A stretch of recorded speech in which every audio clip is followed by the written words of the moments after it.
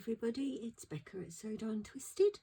I wanted to do a video that I had an idea for when I was asked a question recently in one of my Facebook junk journaling groups, and it occurred to me that when you're new to junk journaling or any kind of journaling, maybe you're completely new to paper crafts, when you first discover this wonderful new world, people use all of this terminology that you don't necessarily know what the heck they're talking about, and you just think, well, I don't want to ask, I don't want to look like an idiot, or you think, oh, I'll go off to Google and I'll see what that thing is, and whatever you put into the search bar, as happened to me with a few things that I will explain to you later on, yielded no results for what I was actually looking for.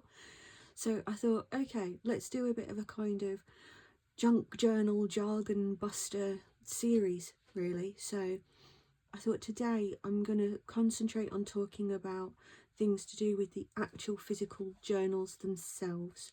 We're also going to cover in other episodes tools such as punches. We'll probably dedicate an entire episode to punches because punches are great. We'll deal with different paper and card types. We'll deal with glues, tapes, general tools, fasteners, fixtures, you know, all that kind of stuff. I think that it would be useful for people to just be able to say, oh, okay, now I know what that is, you know, because I know people often feel bad as well for asking this. I'm sure it's probably been asked before. It doesn't necessarily come up in the group search results because you always get, just search in the group, you'll find what you're looking for. You won't necessarily find it. So I thought, well, I mean, thankfully the junk journal groups, I mean, everybody is ridiculously helpful. It's wonderful. And I've only been doing this myself since last October, but I like to think I've learned a lot in that time. So I like to kind of pay it forward, you know, pass the knowledge on to other people who might want to know the answer to these questions. So let's get started on the components of journals. So a lot of people will start out customizing a ready-made notebook to turn into a junk journal, and that is a perfectly legitimate way to junk journal, and don't let anybody tell you that it's not. But there are others out there like myself that liked the idea of creating the book from scratch, even though I'd never made anything like it in my life. But I thought, you know what, I'm one of those kind of people that when I get an idea for something, I want to know about something, I need to know everything. I need to know how to do it all, and I need to actually do it all, and only then do I think, okay, I've accomplished something. So we'll start off with what's called soft cover single signature journals. Think about it the same way as you would think about a hardcover and a paperback book. So the soft covers are usually made just using sort of cardboard. Like Amazon envelopes are brilliant. You can also just use fabric.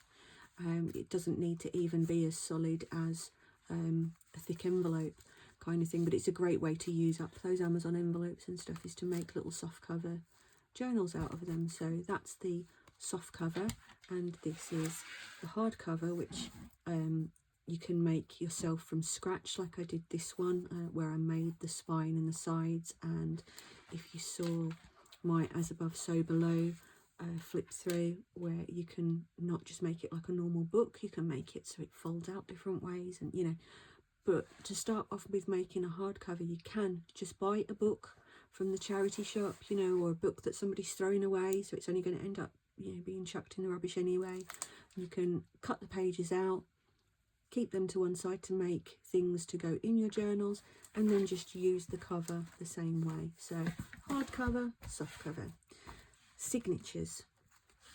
Signatures are sections of paper, which, as you can see here, I have got 1, 2, 3, 4 sections, and each section, or signature as you will hear them being called, are sheets of paper layered together and then stitched, glued, elastic. You know, there's all manner of ways that you can fix these signatures together. I'm a big fan of sewing them I have tried elastic ones, which are great because you can just take pages out, change them over if you're not happy. Once you've stitched them in, you're not going to want to undo them again. I've had upside down pages and everything, and I've just thought, you know what, it's too late now, they're sewn in. So this is just a journal that I've got in progress at the moment, which is why it's all rough around the edges and stuff, but it was just a really easy way of showing you the definition of a signature before it gets filled. Like, this is only a single signature as well. This is just, I think there's about 5, 6 sheets in there, something like that. What have we got? 1, 2, 3, 4, 5, 6. Okay, so yeah, 6 sheets of card and paper, and then just stitched. And as you can see, my stitching on this one was rubbish, but you know, it adds to the charm. So that is a signature, and as I say, you can make it using anything you want to: envelopes, paper, card, cloth, you know, doesn't matter, doilies, doesn't matter, whatever you feel like. That is how you make up your signatures. So when you see people talking about them, that's what they mean, because I never heard the term signature before I found junk journaling. So obviously, if you've got a history to, you know, or a knowledge of you know, books and bookbinding in general, then you'd be fine, you'd know what the heck that was. The next thing you see people say, what's that? What is that called? That is called a spine dangle. Now, for a soft cover one, I've just attached it, I've sewn it into the cover. The beauty of these spine dangles is that you can make them up using scraps of anything and everything, really. Embroidery threads, cords, ribbons, lace, you know, you can use old pieces of jewellery like parts of necklaces, earrings, the sky's the limit. You can attach charms on this one. I think, yeah, this one I made a wax seal and I hung that from there.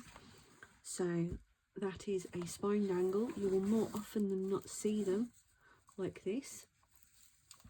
And this thing here was one of the things that I could not find a name for ages, and I see people asking all the time, what are they called? What are those things stuck on the side? How are they stuck? Like, how are they attached to your journal? So I found these on Amazon when I eventually found that they are cabinet door handles, so for little display cabinets and stuff, and you can get them sort of really quite small as well. But that's what they are called, and you can find them in a range of different finishes, colours, you know, and styles, and you can pick up a pack of them for, you know, sort of quite a reasonable price, really.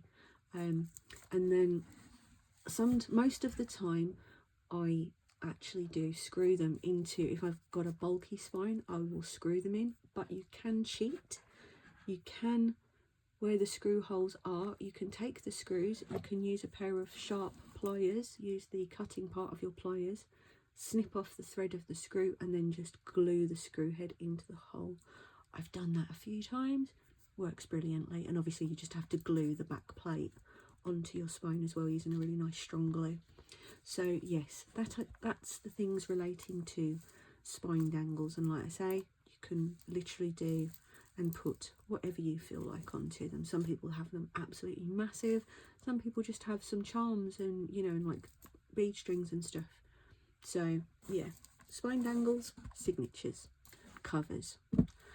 That covers the basic aspects.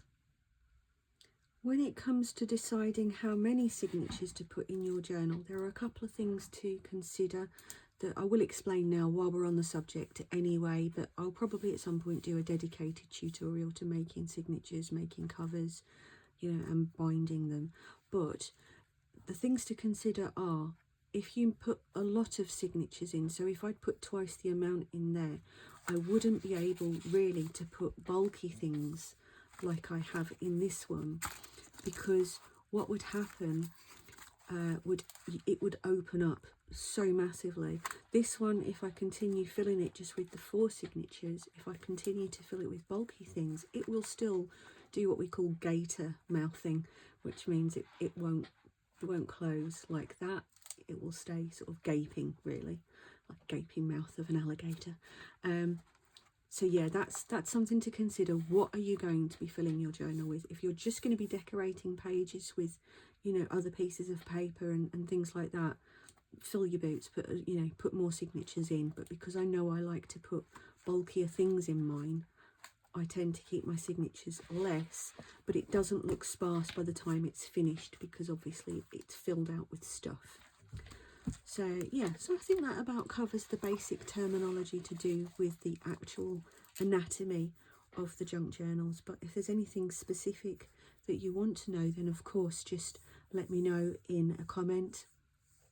Send me a message on my Facebook page, or, you know, whatever. I'm happy, as always. I know I always say this, I'm happy to answer questions, but I genuinely mean it. So that's that bit covered. So in the next video, I'm going to be showing you some basic tools that are really useful to have, what they do and what they're called, so that it helps you actually find them online. As I say, that was my main struggle, was knowing what things were called. So that will be the next one, but in other episodes I will be covering, as I say, lots of things like tapes, glues, paper types, punches, that kind of thing. But yeah, the next one is going to be basic tools. So I hope this was useful to beginners. Obviously, if you're not a beginner, why are you even watching this? Go away, go. You don't belong here, leave. I'm kidding, I love you all. But if you did find it useful, please do drop me a like and a subscribe, because as the people who tend to subscribe now, it does make me do a happy dance in my chair.